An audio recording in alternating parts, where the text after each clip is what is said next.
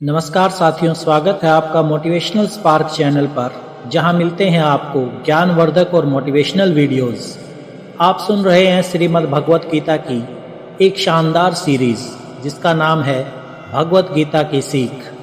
श्रीमद् भगवत गीता के 14वें अध्याय में हमने जाना कि किस तरह से हमारा स्वभाव और ये संसार 3 गुणों में बंधा हुआ है। ये 3 गुण क्या है और इनका हमारे जीवन पर क्या प्रभाव पड़ता है। आज हम जानेंगे कि श्रीमद् भगवत गीता के 15वें अध्याय से क्या सीखा जा सकता है। इस वीडियो में हम बात करेंगे 15वें अध्याय के सार की बहुत ही सरल भाषा और आसान से शब्दों में।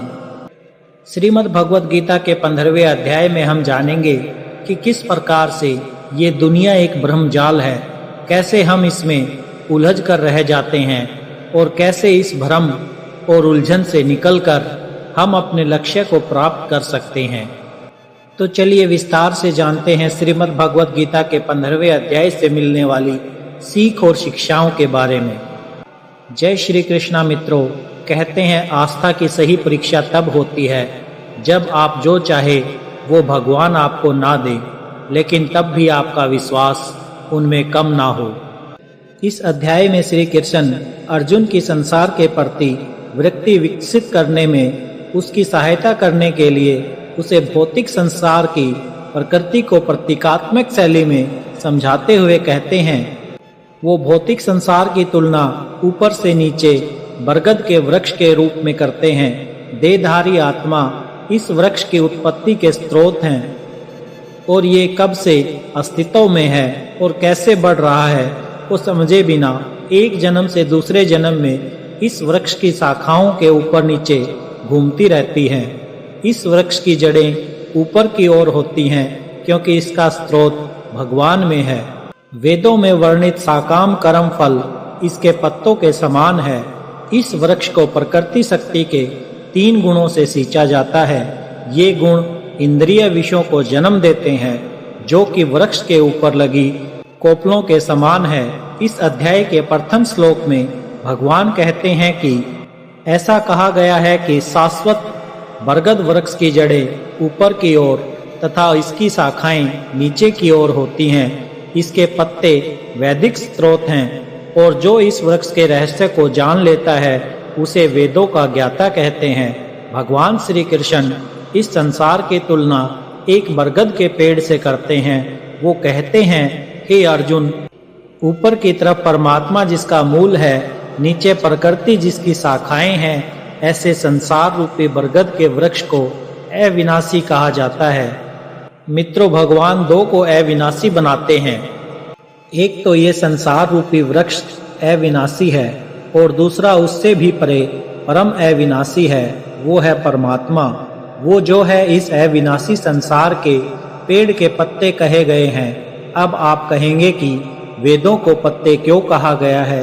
तो इसलिए क्योंकि भटकते भटकते हम जिस अंतिम को पल अंतिम जन्म को लेते हैं, वहां से हमें वेद के वो छंद जो हमारा कल्याण करते हैं वो हमें प्रेरणा देते हैं। जो इस संसार रूपी वृक्ष को जान लेता है वो वेदों को जान लेता है।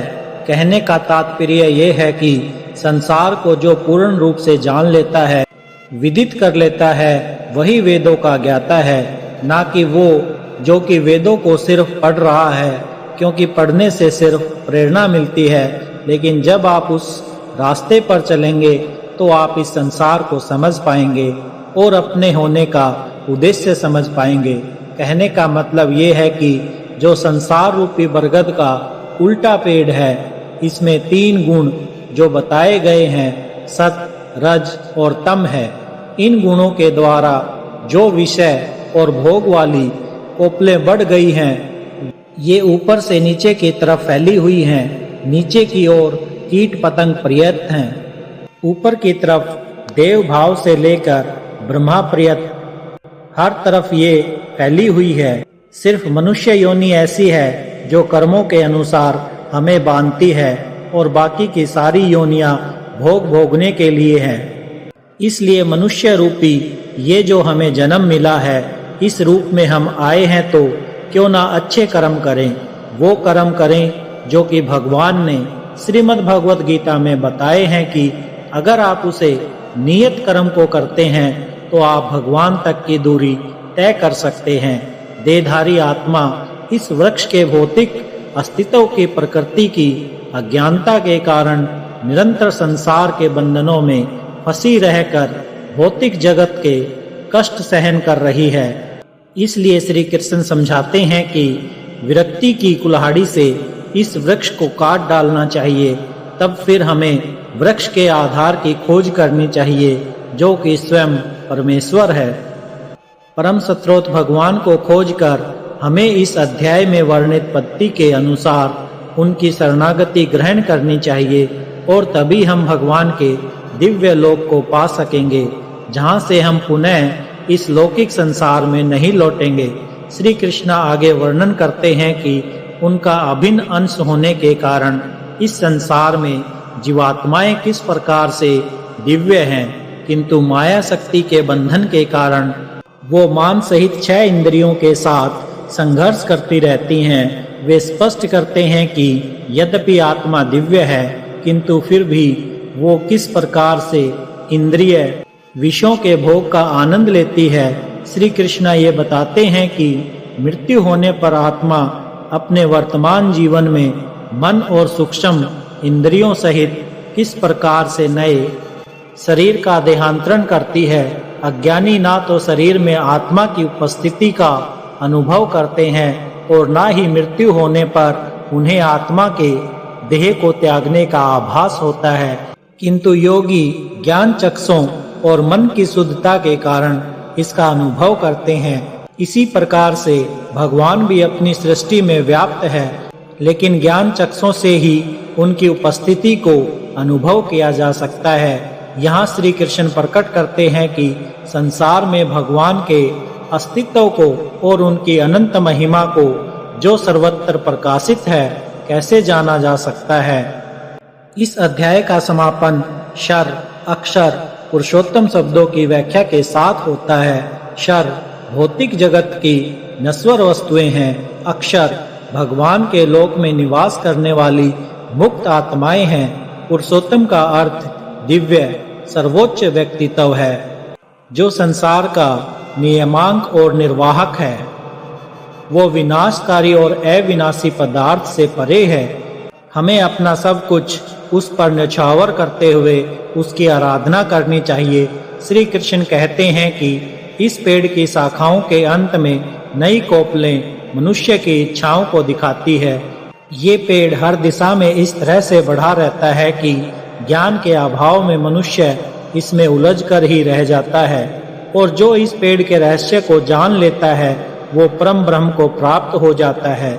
इसलिए इस माया वाले जीवन रूपी बरगद के पेड़ को ज्ञान की कुल्हाड़ी से काटकर उचित योग का पालन करके उस परम ब्रह्म को ढूंढना चाहिए, और जिसका मोह, मान सम्मान, अपमान सभी कष्ट नष्ट हो गए हैं और बुद्धि शिथिल हो गई है, वो पुरुष इससे मुक्ति पा सकता है। और मुक्ति पाकर जिस परम पद को वो पुरुष प्राप्त होते हैं, उनको कोई भी सूरज रोशन नहीं कर सकता, क्योंकि वो मेरा परम धाम है। हे अर्जुन, ये जान लो कि मैं सूर्य के तेज के समान हूँ, जो पूरे ब्रह्मांड को प्रकाशित करता हूँ। सूर्य का तेज और अग्नि की दीप्ति मुझसे ही उत्पन्न होती है। पृथ्वी पर व्याप्त रहकर मैं सभी जीवों को अपनी शक्ति से पोषित करता हूँ।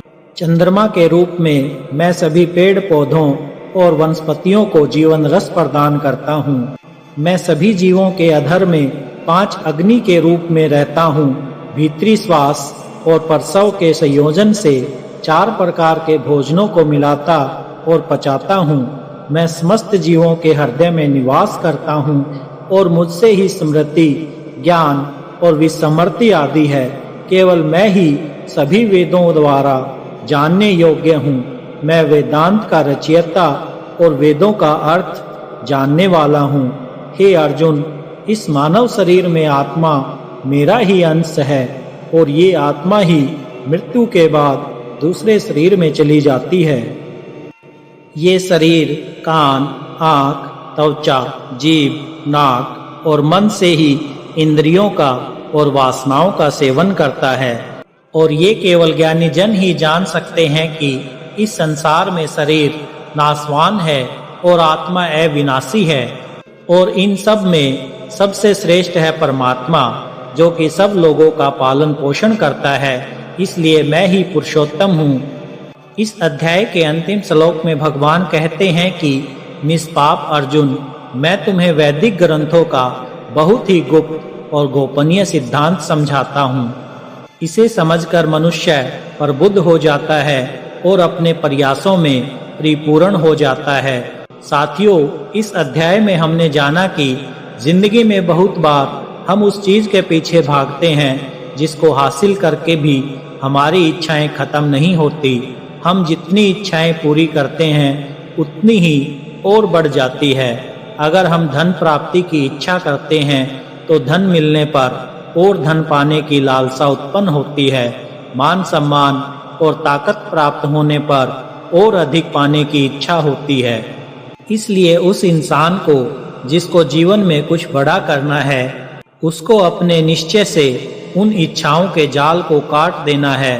तभी वह इस भ्रम और लालसा वाले पेड़ की शाखाओं से मुक्त होकर परमात्मा को, यानी कि अपने जीवन के लक्ष्य को सफलता से प्राप्त कर सकेगा। मित्रों, मैं आशा करता हूं कि आपने इस वीडियो से बहुत कुछ सीखा होगा। वीडियो को लाइक और शेयर करके कमेंट में जय श्री राधे कृष्णा अवश्य लिखें। जय श्री राधे कृष्णा।